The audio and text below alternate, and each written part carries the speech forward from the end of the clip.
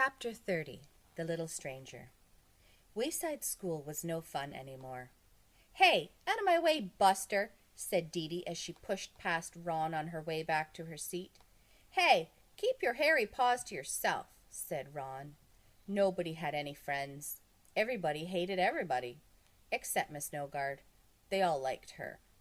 But then a miracle happened. A new kid came to school. The new kid couldn't talk. She had no teeth. She was almost bald. She was beautiful. Her name was Mavis Jules. She was only 4 days old. She really was a new kid. Mrs. Jules carried her into the classroom, and when the baby came through the door, all the hate flew out the window. Louis came in behind them, carrying a bassinet, a diaper bag, an assortment of toys, and a baby bottle. "It's Mrs. Jules and her baby!" Todd exclaimed. Louis set the bassinet on Todd's desk. Mrs. Jules gently laid her baby down in it on soft yellow blankets. Everyone crowded around the little stranger. "Look at her totally tiny toes," Bebe squealed. "Aren't those the cutest things you've ever seen in your whole life?" "Check out her nose," said Myron. "Oh, she's so beautiful, Mrs. Jules," said Joy. "Can I touch her?" "Sure," said Mrs. Jules. They took turns touching the baby. "Goo-goo, goo-goo," said Mac as he gently shook Mavis's little hand. "Iggle-wiggle," said Allison, tapping her on the nose. "Iggle-wiggle," said Rondi, tickling her foot. "Yibble-bibble," said Todd. "Ooh-goo-boo-boo," cooed Joe. "She's never going to learn to talk around you kids," said Mrs. Jules with a laugh. Dana was so happy she cried. She hugged Mrs. Jules. They all took turns hugging Mrs. Jules. Of course, there was one person who wasn't happy. "May I hold her, Mrs. Jules?" Miss Snowguard asked sweetly. Mrs. Jules looked at the substitute teacher.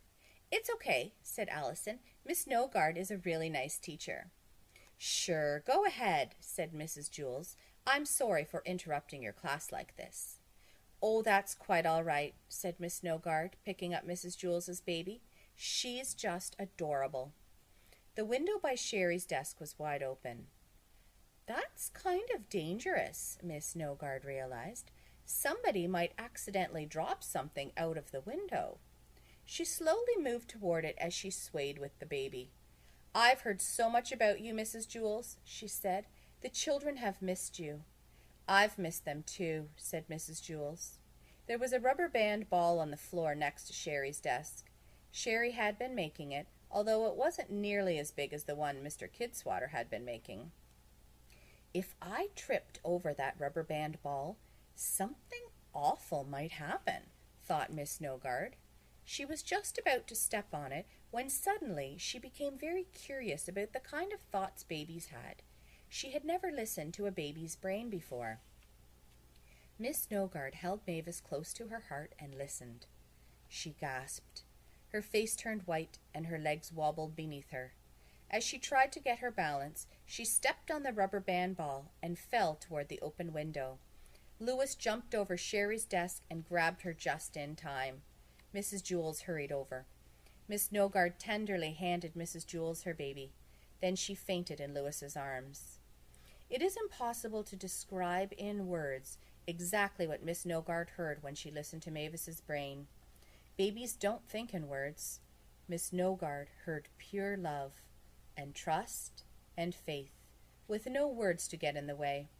It was a love so strong that it dissolved away all the bitterness that had been caked around her heart. She opened her eyes. "Are you all right, Miss Snowguard?" asked Stephen. All the children were very worried about her. Miss Snowguard smiled at Louis, who was still holding her. "I'm fine," she said, then took a couple of steps to steady herself. "In fact, I think I'm better than I've been in a long time." She laughed and then hugged Stephen.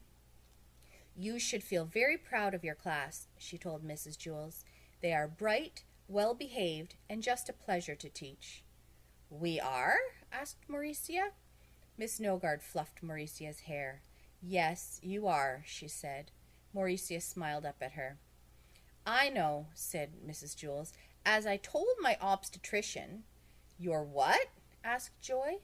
"Obstetrician," said Mrs. Jules. "That's the doctor who helped me have my baby. Then once a baby is born, she gets a new doctor.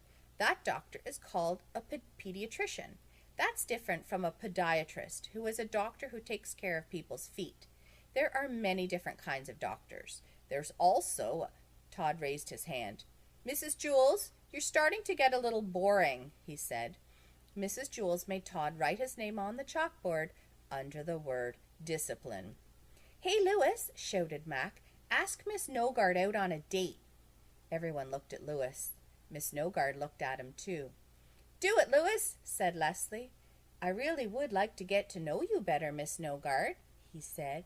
Ooh, said Paul and Leslie. Way to go, Louis, cheered DJ. Call me Wendy, said Wendy Nogard. Ooh, said Bibi and Calvin. Okay, Wendy, said Louis, and you can call me Louis. I already do, said Wendy. She smiled at him. He smiled back. So, what do you say? He asked. Would you like to go out sometime? Miss Nogard hesitated. Say yes, Miss Nogard, urged Jenny. Miss Nogard took a deep breath.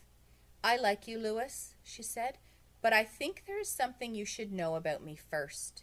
She bent over and parted the hair on top of her head. Everyone crowded around as they tried to get a good look. It's an ear, shouted Jason. Yes, it's an ear, said Miss Nogard. Cool, said Terence. Can I touch it? Asked Dana. Everyone took turns touching her ear. The one on top of her head, I mean. So, Louis, are you sure you still want to go out with me? She asked. Louis held her hands in his. I like you a lot, he said. It doesn't matter how many ears you have. He paused for a second. How many ears do you have? Just 3, she assured him. I think your ears are beautiful, said Louis. I think your nose and eyebrows are beautiful, too. Miss Nogard didn't have to read Louis's mind to know that he was telling the truth. She could see it in his eyes. His eyes were like the moon. She kissed him. His mustache tickled. Everybody oohed.